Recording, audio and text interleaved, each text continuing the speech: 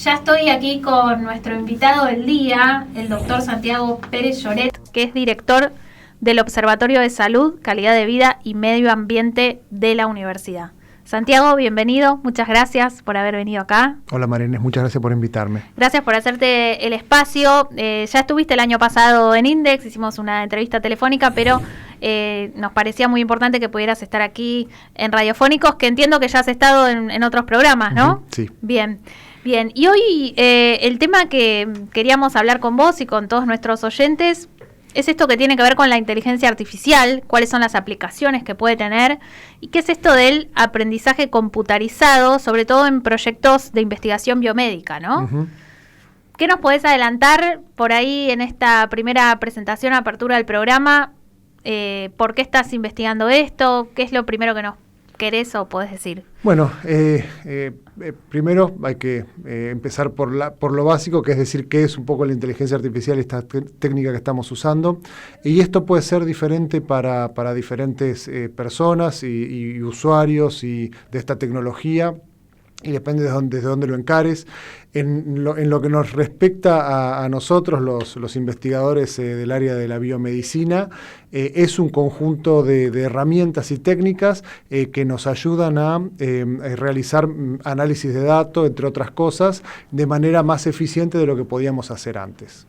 Bien. Okay, yo un poco digo a los que hacíamos análisis estadístico y análisis de datos y manejo de datos en general, es como si nos hubieran puesto un auto de Fórmula 1, ¿no? En los pies nos manejábamos un fitito y de repente nos dieron un auto de Fórmula 1, ¿no? Entonces esa es un poco la comparación en relación a la potencia, digamos, o el poder que nos da en este ámbito. ¿Y te imaginabas hace unos años que iba a llegar este auto de Fórmula 1? No, un poco era algo que se viene trabajando hace mucho tiempo, esto de la inteligencia artificial y de lo que es Machine Learning, traducido al español a veces se traduce como aprendizaje computarizado o aprendizaje automatizado, pero es todo lo mismo, digamos.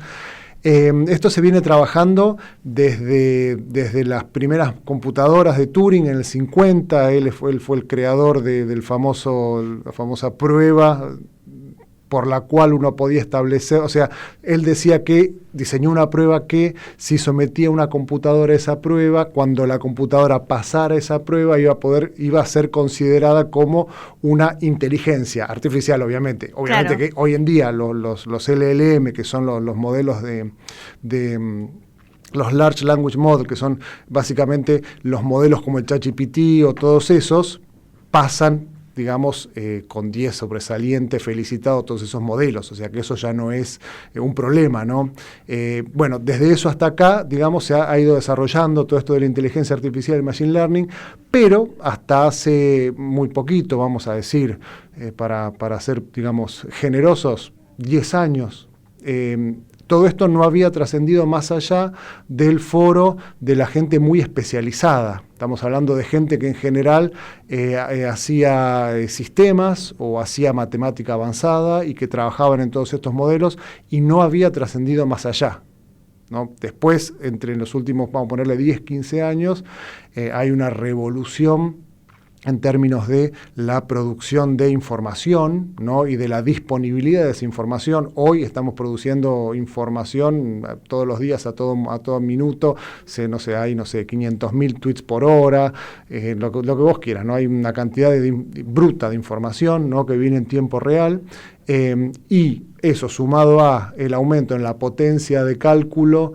de las herramientas, ¿no? Disponibles a nivel, digamos, computacional, da origen a este surgimiento de la inteligencia artificial y del machine learning en todos los campos del conocimiento. No estoy hablando de investigaciones, estoy hablando de cosas que usemos todos los días, como comprar en Mercado Libre. Claro. Y otras plataformas, ¿no? Todo eso está, hoy en día, todo eso está potenciado por inteligencia artificial.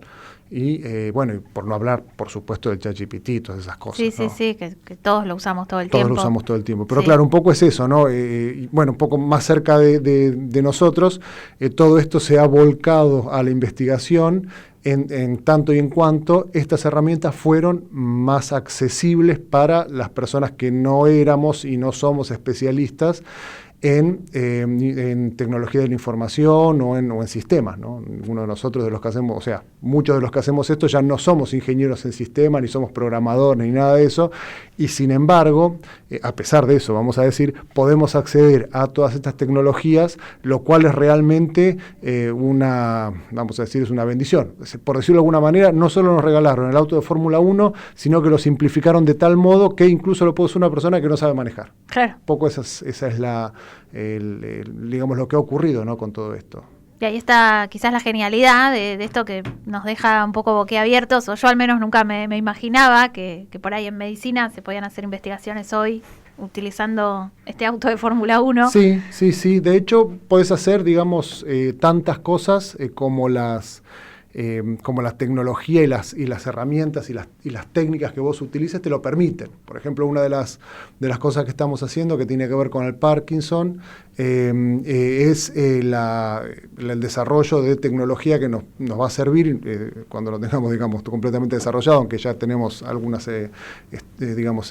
evidencia preliminar, es evaluar los síntomas del Parkinson a distancia y automáticamente mediante una aplicación que se basa en algún punto en inteligencia artificial y machine learning, ¿no? Vos hace muchos años que venís investigando Parkinson, Sí, ¿no es así? Hace muchos años que vengo investigando Parkinson, estuve en Francia trabajando en farmacología del Parkinson y volví a la Argentina hace también varios años ya y seguimos trabajando el Parkinson ya desde un punto de vista más epidemiológico, sobre todo haciendo uso de bases de datos muy avanzadas con realmente una cantidad de datos muy importante.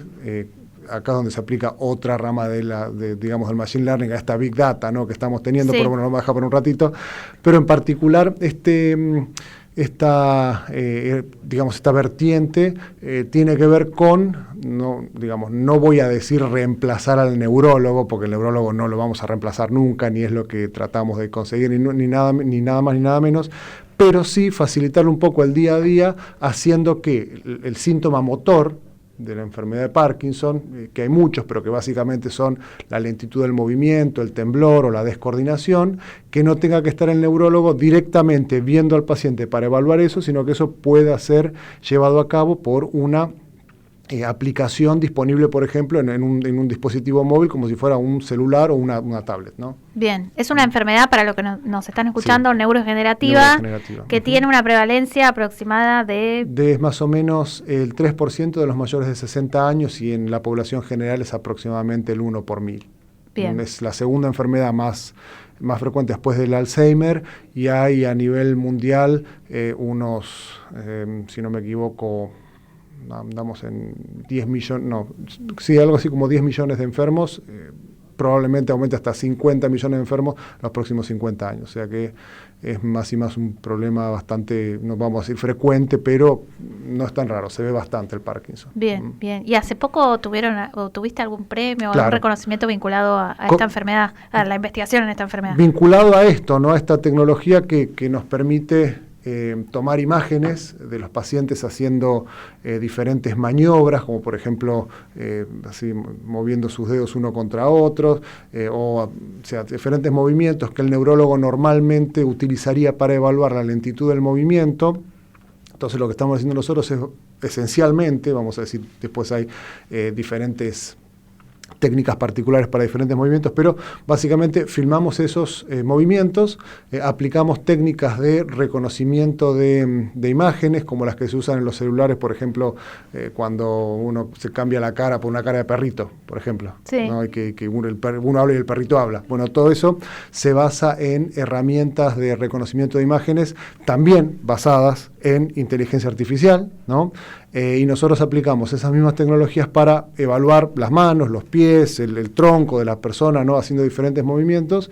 Eso nos permite cuantificar la dinámica del movimiento y en función de eso empleamos aprendizaje automatizado para que nos diga el puntaje de severidad de ese síntoma motor que tendría que ser homólogo al que daría el neurólogo.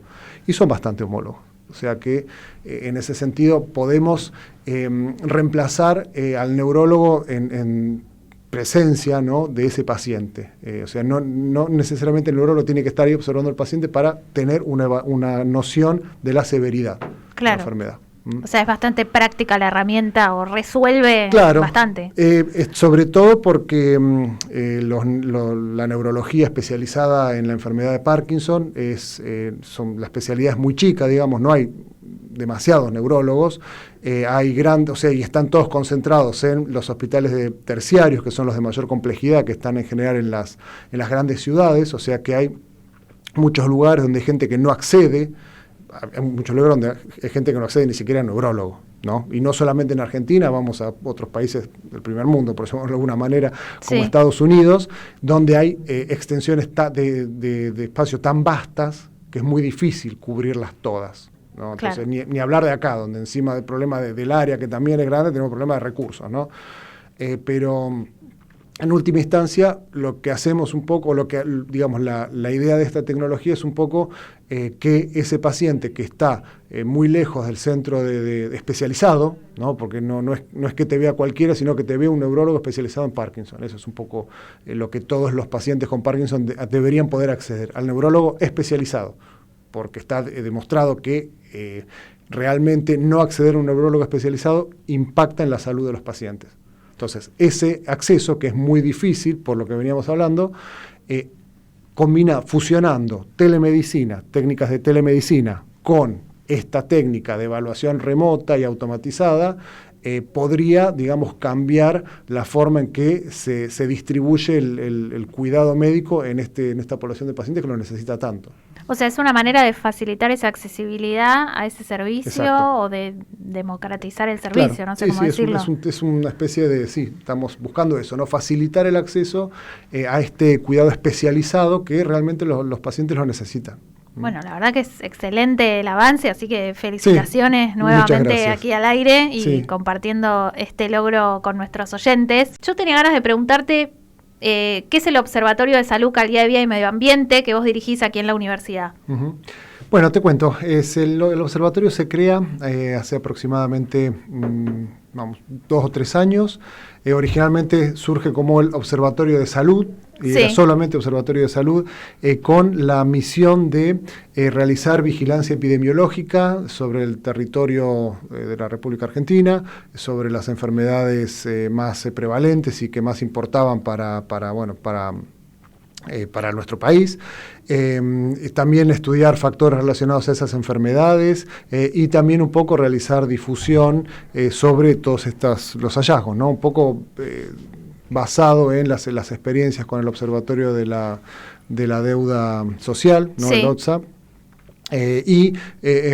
Siguiendo una tónica, digamos, de construcción de observatorios que ha seguido la universidad en los últimos años, ¿no? Como un poco marca registrada de la universidad, donde digamos, coinciden saberes muy específicos. En el caso del ODSA, bueno, es toda la parte de sociología; en el caso de nuestro, el Observatorio de Salud Pública, todo el tema de la salud. Esos saberes combinados con investigación, ¿no? Cada uno en su rubro, y una vocación también de informar al público. O sea, son esas 3 cosas un poco los que hacen, los que son el corazón del observatorio, de los observatorios, los que sean en la universidad. El nuestro nace con esta vocación, ¿no? de dedicarse al estudio de las enfermedades prevalentes y más importantes en la Argentina. Y recuerdo yo que en el momento de la creación del observatorio veníamos de presenciar la conferencia de Glasgow sobre cambio climático, y todo esto estaba muy presente, y lo primero, digamos, que hicimos fue enfocarnos en las enfermedades que tenían que ver con el cambio climático y con el medio ambiente del ser humano, ¿no? Entonces, las primeras cosas en las cuales nos enfocamos fueron infectológicas, enfermedades virales y, bueno, sobre todo virales, ¿no? Que son de las que más tienen relación con el medio ambiente, trabajando también con acceso a medios de salud, digamos, con indicadores de medios de salud. Y todo esto fue virando y en algún momento fue necesario dejar de ser algo restringido a la salud, entonces que fuera un poco más abarcativo y en función de las experiencias que pudiéramos trabajar en temas de calidad de vida, entonces ya trabajamos en desarrollo sustentable del ser humano y también en esto del medio ambiente. Entonces empezamos a conformar bases de datos con datos, valga la redundancia, sobre clima, sobre aspectos climáticos del territorio, sobre contaminación del territorio, cobertura vegetativa y otra serie de cosas que nos ha permitido enfocar el análisis de la dinámica de las diferentes infecciones. Hicimos en su momento la COVID, lo que más llamaba la atención, estudiamos el COVID en relación con esto que te venía diciendo. Después más adelante nos ocupamos del dengue, que es algo que ya va a quedar porque, bueno, si querés después charlamos de dengue.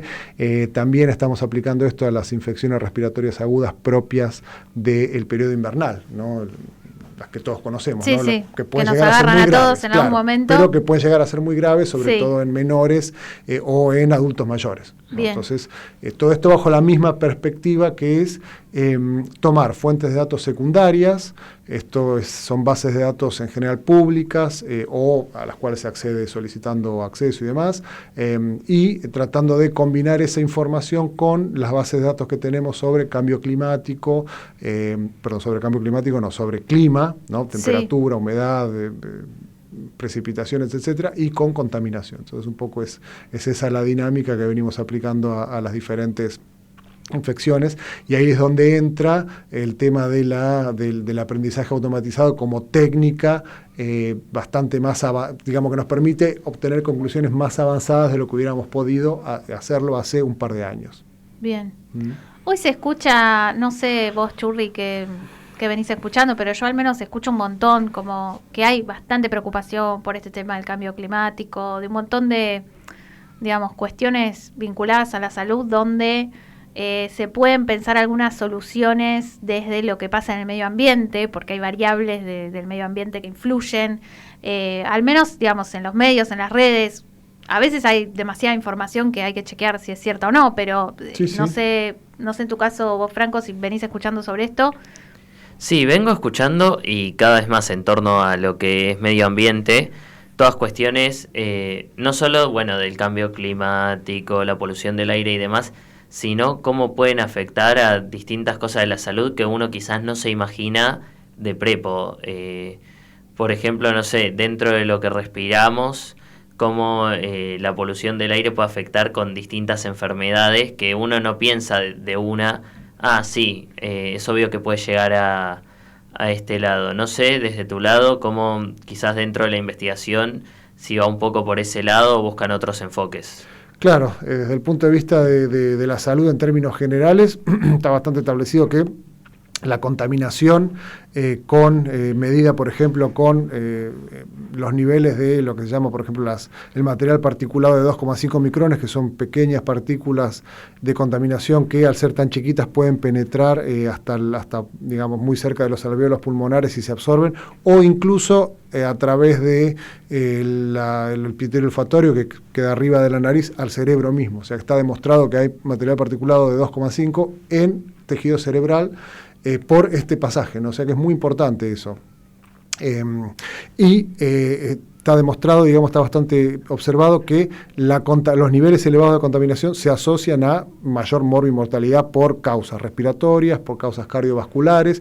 Incluso hay mucha evidencia que aumentan el riesgo de sufrir enfermedades neurodegenerativas como el Parkinson o el Alzheimer, ¿no? O sea que no es moco de pavo, no es joda esto, ¿no? Realmente nos estamos exponiendo a un factor de riesgo en general para enfermarnos.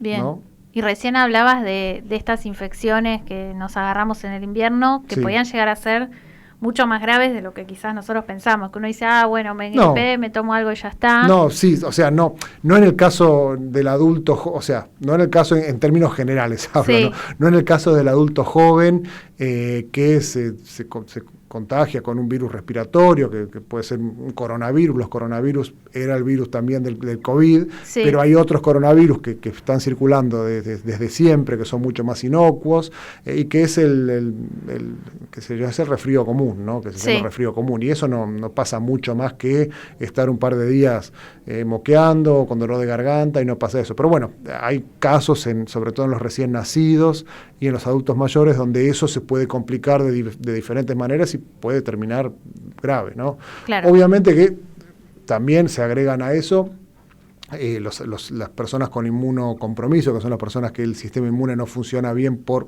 la razón que fuera, Sí. también tiene mayor riesgo, pero digamos, en el adulto mayor en general no pasa más allá de eso, ¿no? Claro. De una sintomatología que se cura, no se cura, se trata sintomáticamente con, bueno, lo que ya sabemos, paracetamol, ibuprofeno, etcétera. Reposo, etcétera. Bien, bien. Y antes nos mencionabas el trabajo con bases de datos. Sí. Dijiste que hay bases de datos primarias, secundarias. Sí. Para poder imaginarnos más cómo son esas bases de datos, dónde están, no sé qué nos puedes contar como Sí. de tu trabajo cotidiano en este observatorio. Eso es muy interesante, porque bueno, por un lado, todo lo que es salud está, digamos, monitoreada de cerca por el Ministerio de Salud, ¿no? Sí. Ya sea tanto de Nación como de los diferentes distritos, y hay una estadística en salud muy rica, de la cual una parte está disponible, lamentablemente no toda, ¿no? Porque de última es información pública. Eso, no hay razón para no mostrarla, ¿no? Claro. Pero bueno, no todo está mostrado, pero bueno, hay partes de esa información que se pueden acceder a través de la web del Ministerio de Salud, que está, digamos, disponible para todos. O sea, uno podría disponer, si quisiera, uno puede disponer cuando quiera de toda la casuística del COVID-19, está disponible online y se puede bajar y se puede hacer uno con lo que quiera con esa data, ¿no? Uh-huh. Y después, eso aplica también para lo que es dengue y para lo que es infecciones respiratorias agudas, ¿no? Que es lo que estábamos trabajando. Hay otra información que es más difícil de obtener, pero que bueno, se va pidiendo al ministerio y se va obteniendo. Después, en paralelo a eso, viene toda la información de parámetros climáticos y de parámetros de contaminación, que hay a grandes rasgos hay dos maneras de obtener esa información. O accedemos a estaciones meteorológicas ubicadas en diferentes lugares del país, ¿no? Que puedan representar los diferentes patrones, estaciones climáticas y de medición de calidad de aire. Sí. Eso, la parte climática está bastante extendida por un tema de no sobre todo por temas de salud, sino sobre todo por control o por planificación a nivel agropecuario, ¿no? Hay Claro. mucho de eso. Pero por ahí no cubre las ciudades. Y lo que es contaminación, en términos generales, no hay nada en el país. No, hay un par de estaciones de evaluación de calidad de aire acá en Buenos Aires, ni siquiera en Gran Buenos Aires, ¿no?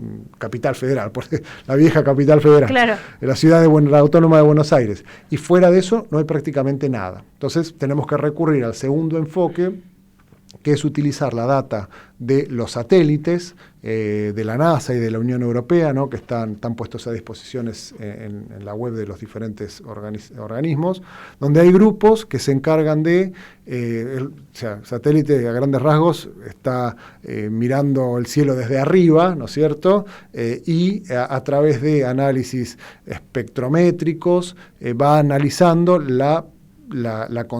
o sea, en función de los datos espectrométricos que provee cada satélite, es posible analizar la concentración de diferentes sustancias en el aire.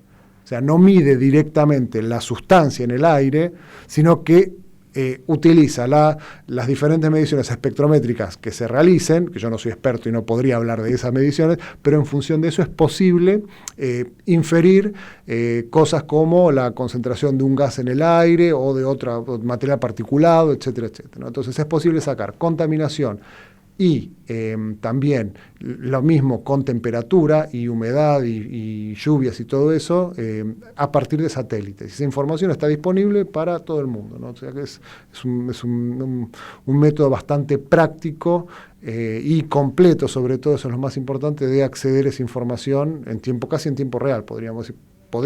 Se podría acceder a eso en tiempo real. Es increíble escucharlo a Santiago y darse cuenta, ¿no? Todo el tiempo nos decía, es posible. O sea, todo lo que hoy es posible de investigar, que por ahí antes uno no se lo hubiera imaginado. Antes por ahí era más difícil. Gracias a todos estos avances tecnológicos. Sí. Da para pensar. Para colmo, todas estas cuestiones de las infecciones respiratorias agudas, tengo entendido de que no son las únicas cuestiones que pueden ser reforzadas por cuestiones de cambio climático o demás. No. ¿Qué otras infecciones o dolencias o problemas de salud puede reforzar el cambio climático y la polución del aire y todo lo que es la contaminación? Como muchos otros factores, la contaminación del aire actuaría como un fenómeno o como un agente proinflamatorio, es decir, induce en nuestro organismo un estado de inflamación continua, que es como si estuviéramos, por ejemplo, para el cuerpo, no estoy hablando a nivel sintomático, pero es como si estuviéramos infectados con un virus constantemente, y ese virus está produciendo un daño en el organismo y el organismo está respondiendo con una respuesta inflamatoria, ¿no? Que se está defendiendo de un agente exógeno, agresor exógeno.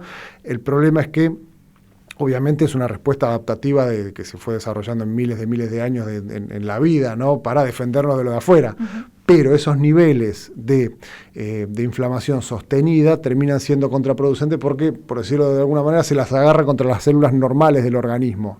Claro. Entonces, esos niveles de inflamación continuadas es lo que terminan produciendo problemas cardiovasculares, ¿no? Todo lo que sea metabólicos, también estamos hablando de diabetes, de síndrome metabólico, de problemas de hipertensión y neuroinflamación, y ahí es cuando entran todas las enfermedades neurodegenerativas. Varias de estas problemáticas que mencionabas recién, como el síndrome metabólico y demás, son bastante frecuentes, ¿no? El síndrome metabólico es muy frecuente, afecta, estamos hablando de, si no me equivoco, entre un 15 y un 20% de la población mundial, ¿no? Adultos jóvenes. Uh-huh. Y en sí misma el síndrome metabólico también incrementa el riesgo de enfermedades neurodegenerativas, ¿no? De hecho, hay una conexión casi de raíz entre el problema metabólico en el síndrome metabólico, el desarreglo metabólico en el síndrome metabólico y la enfermedad de Alzheimer. Bien. Casi se habla de que son como espectros, digamos, de la misma enfermedad, nada más que uno a nivel periférico y uno a nivel del sistema nervioso central. Bien. Esa es la importancia fundamental que tiene, ¿no? Si alguien nos está escuchando en su casa y no sabe bien qué es el síndrome metabólico, ¿cómo se lo podríamos explicar fácil? El síndrome metabólico es una combinación de obesidad, hipertensión y resistencia a la insulina, es decir, de diabetes. Sí. Esa es la definición, digamos, médica del síndrome metabólico, pero básicamente el corazón del síndrome metabólico es esa obesidad que está generando, por un lado, problemas con la regulación de la glucosa en sangre, haciendo que haya, mucha más insulina de lo que es necesario, lo cual termina agravando la obesidad y genera inflamación nuevamente. Ahí está el tema, ¿no? Esa inflamación sistémica de bajo nivel que se está generando continuamente y que es lo que básicamente está afectando el funcionamiento de las células del organismo. Y todo esto que comienza con la obesidad puede terminar enfermando el cerebro, sí, o favoreciendo esa neurodegeneración que hablabas antes. Sí. La obesidad, bueno, factor de riesgo tanto para el Alzheimer como también para el Parkinson, por ejemplo. Bien. O sea que, la salud cardiovascular y metabólica impacta directamente en la salud neurológica. Y a su vez, la salud metabólica y cardiovascular tiene una relación directa con el estilo de vida. Lo que comemos, el estrés que sabemos o no sabemos manejar, o de otra manera, dicho de otra manera, cómo manejamos el estrés cotidiano y el estilo de vida que llevemos en términos de actividad. Y perdón, en torno a esto, dentro de lo que es el metabolismo, puede afectar en torno a cómo procesamos la comida y los alimentos, ¿no? Sí, eso tiene que ver también con otro aspecto menos comprendido de la fisiología, que es todo el tema de la microbiota, ¿no? Cuál es la interacción entre lo que comemos, las bacterias que están en nuestro intestino y cómo, digamos, y todas las sustancias que rodean esas bacterias y que muchas de las cuales terminan en el torrente sanguíneo y son parte de muchas enfermedades.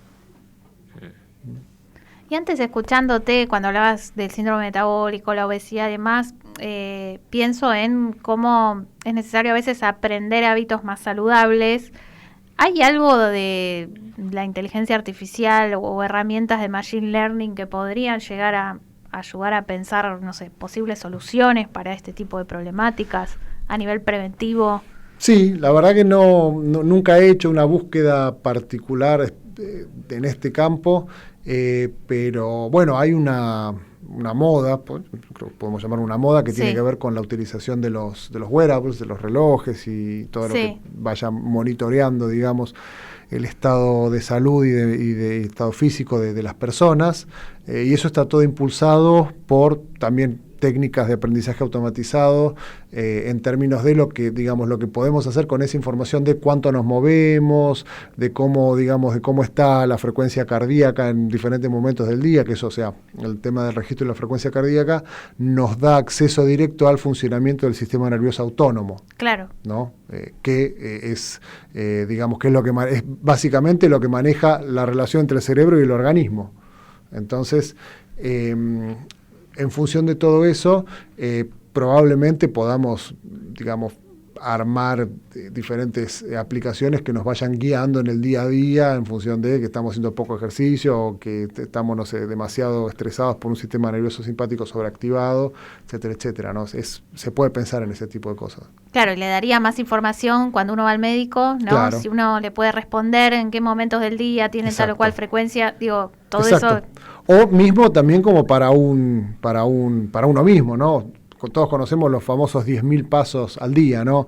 Que Sí. bueno, podrá tener una base más o menos científica, y podremos discutir si son 10.000, si son más, si son menos, etcétera, pero claramente es una meta, digamos, a las cuales nos podemos proyectar y decir, bueno, tengo que llegar a los 10.000 pasos por día, y en ese sentido está bueno, porque es algo que podemos cuantificar, ¿no? Y lo cual podemos decir, bueno, llegué o no llegué, ya no queda solamente en la, vamos a decir, en el ambiente de lo posible, de lo imaginable, sino que yo ya sé que tengo que hacer eso, tengo cómo medirlo y me dice si llegué o no llegué, o si cuánto me falta, ¿no? Entonces, Bien. más allá de los 10.000 pasos en sí, es una manera de estimular la actividad física. Claro. Entonces, a medida que vamos diseñando tecnología y aplicaciones que nos van dando feedback de lo que está pasando con nuestro organismo, va a ir siendo más posible para cada uno de nosotros, ¿no? Que decida, digamos, subirse a la moda, porque es una moda esto y seguramente en algún momento va a pasar así como tal y se va a convertir en otra cosa, de eso estoy seguro.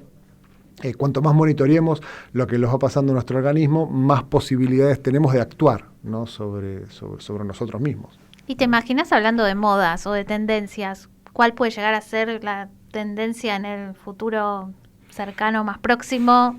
Sí. Tanto en el cuidado de la salud como en la investigación médica, ¿no? ¿Qué te imaginas? Yo creo que en investigación médica, bueno, vamos hacia eso, ¿no? Hacia la disponibilidad de información en tiempo real de parámetros de la salud, que pueden ser tanto, estamos hablando de frecuencia cardíaca, eso como decía, nos permite acceso al tono simpático y parasimpático, ¿no? Del sistema nervioso autónomo.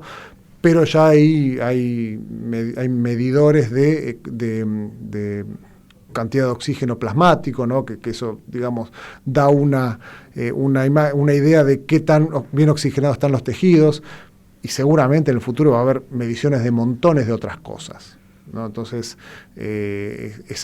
digamos, si comparamos eso con lo que está pasando en otros ámbitos, como es el consumo masivo de cosas, ¿no? De bienes, con Amazon y las plataformas, y lo que es a nivel financiero, ¿no? Todo lo que es predicción de la bolsa y de todas esas cosas, ¿no?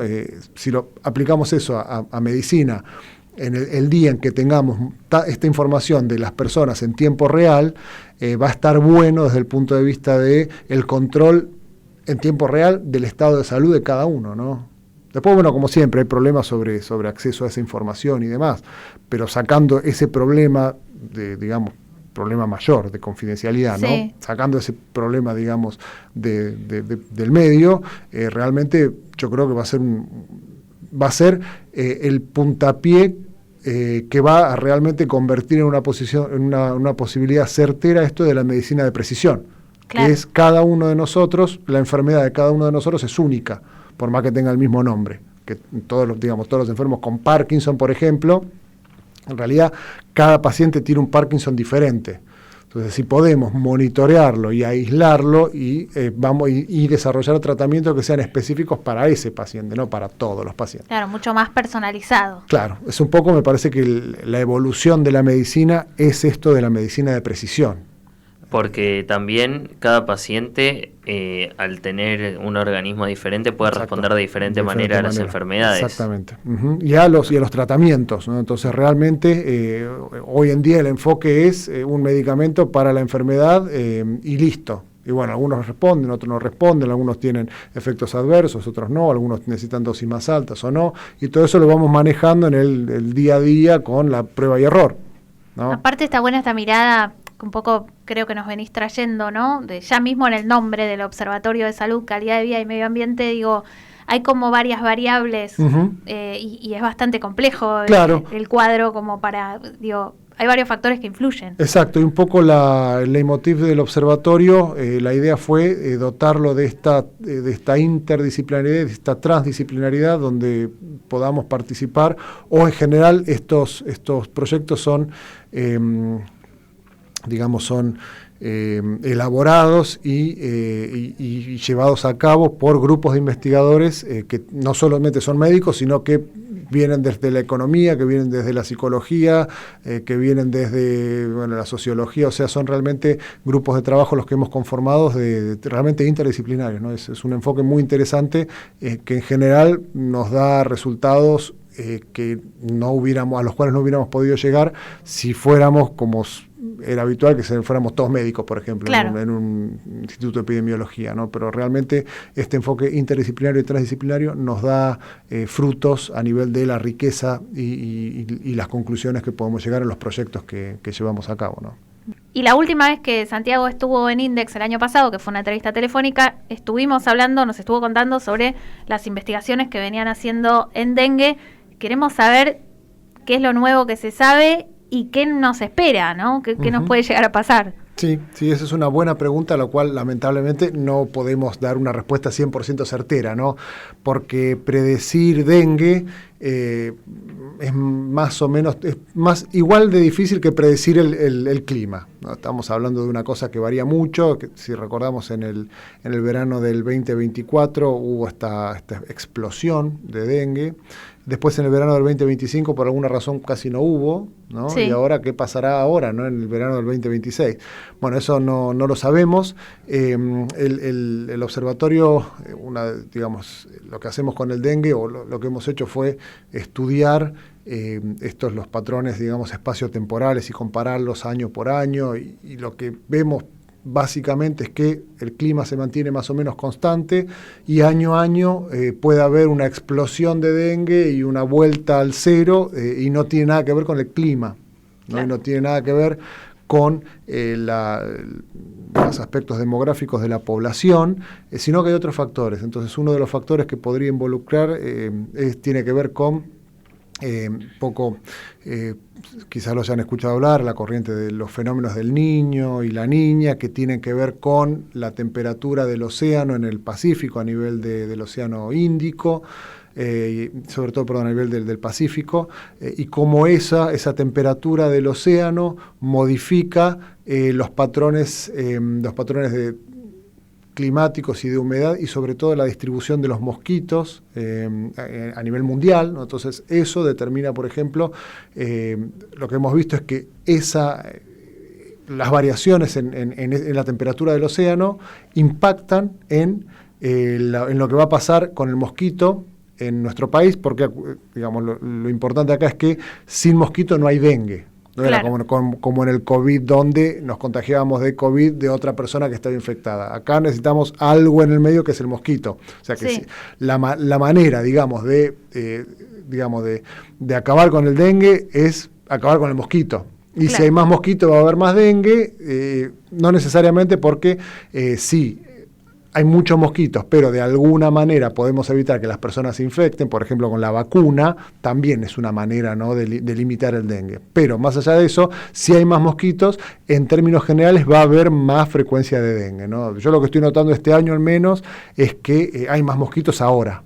Por ahí no sé tanto en la ciudad, pero uno se va un poquito más afuera y ahí ya empiezan a haber mosquitos, así que la pregunta es, ¿qué va a pasar este verano? El observatorio se basa, lo que estamos haciendo en el observatorio se basa en analizar los patrones espaciotemporales a nivel, digamos, de las últimas, históricos, ¿no? Sí. Y adicionarle a eso variables climáticas y variables que tienen que ver con que veníamos hablando, con esta temperatura del Océano Pacífico, y en función de eso tratar de predecir qué va a pasar en el futuro, ¿no? Para eso usamos nuevamente herramientas de aprendizaje computarizado, automatizado. Y lo que vimos es que tenemos una muy buena capacidad de predicción para las 2 primeras semanas después de cuando hacemos una predicción, ¿no? Entonces somos muy buenos para decir lo que va a pasar la semana que viene y la otra. Claro. Cuando nos vamos para adelante ya viene a ser más numerología, ¿no? Pero al menos podemos digamos, informar con bastante precisión qué departamentos del país van a tener dengue o van a tener un aumento de los casos de dengue, o cuántos casos de dengue van a tener con 2 semanas de anticipación, ¿no? Así que, y con más tiempo sí también, pero con menos precisión.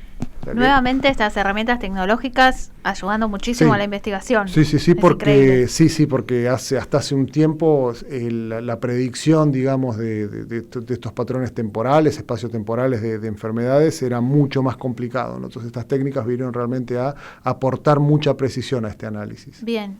Y con respecto a la vacuna, ¿qué es lo que se sabe, qué es lo que se aconseja?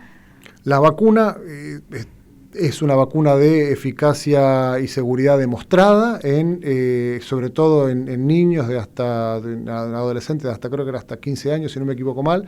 Y después hay todo un análisis de extrapolación de esa eficacia a adultos mayores hasta 60 años, donde, o sea, en niños, adolescentes y adultos mayores, la vacuna es eficaz y segura para la prevención de la hospitalización y de los casos y del dengue severo.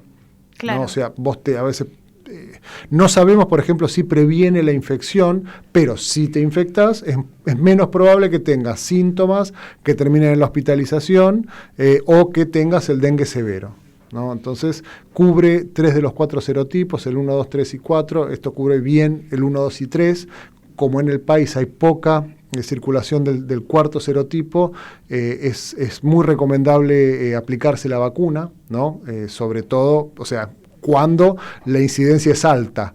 Si la incidencia es baja, o sea, si el riesgo es bajo, como pasó el año pasado, no tiene mucho sentido darse la vacuna, pero sí lo era el año anterior.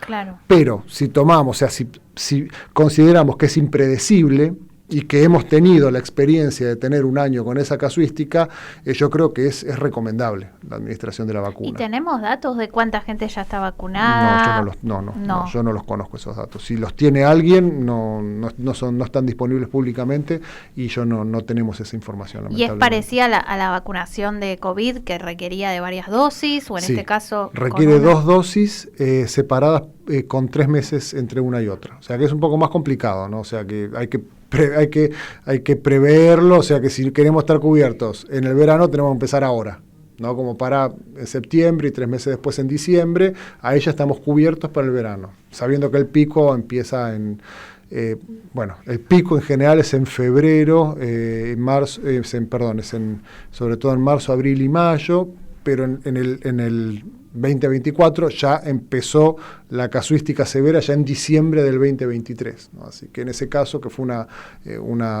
temporada muy anómala, era necesario estar vacunado antes, pero bueno, nuevamente, el problema es que no sabemos qué va a pasar este año, no sabemos qué va a pasar. No hay manera de predecir si vamos a tener casuística elevada o no. No hay manera. Nadie lo puede decir en este momento eso. ¿Y hay una única vacuna o varios laboratorios? ¿Cómo es? La única vacuna es la vacuna de Takeda. Es la única. Hay otras vacunas, pero no se comercializan. En el resto del mundo, en Estados Unidos creo que algunas se comercializan. En nuestro país solo está la de Takeda. ¿Y está disponible? O sea, ¿es gratuita? No es gratuita. No. O sea, hay que pagarla o por ahí hay prepagas que lo cubren. Y las prepagas van a cubrir el porcentaje de cobertura habitual para los medicamentos. Bien. No de cada prepaga, pero no es gratuita. Bueno. No es parte del calendario de vacunación, ¿no? Nacional, que esas vacunas en teoría son gratuitas si uno va al hospital público o a los vacunatorios públicos, ¿no? ¿Y sospechás que en algún momento tal vez se la incluya? No se Eso es sabe. un tema de salud pública y de los gobernantes que tenemos o tendremos.